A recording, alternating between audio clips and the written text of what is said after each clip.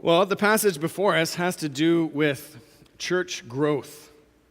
And when we think about that topic, church growth, oftentimes we think about things like mission statements and strategic planning and having effective and decisive leadership in place and making sure, and you often hear this expression, making sure you've got all the right people on the bus and that everybody on the bus is on the right seat on the bus. And once we've got that, then we're going to be able to go and execute the vision, execute the mission. And you'll find all kinds of books in Christian bookstores that talk about this, church growth and strategies and plannings and programs. And usually, more often than not, as you read through those books, you'll find that you'll get scripture here and there, of course, that's there. But really what's behind that and the vision that's informing that is really coming out of the world of business, out of the world of marketing, the world of commerce.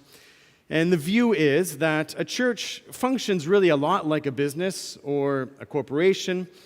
And so you grow a church the same way that you would grow a business. And you market the programming of the church and, in a sense, the religious goods and services of the church, the same way you would market a product.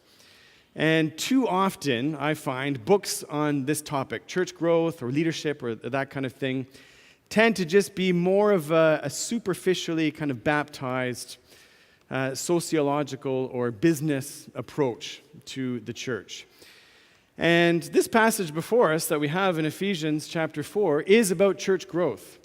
And you'll often find in these books near the end the metrics of success. You know, how do you know you're growing? How do you know you're getting somewhere? Here's the metrics. Here's what you look for. And we have that word metric actually appear twice in our text. Measure. Measure.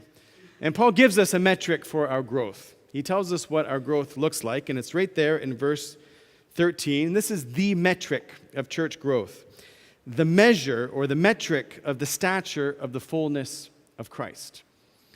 That's the metric of church growth.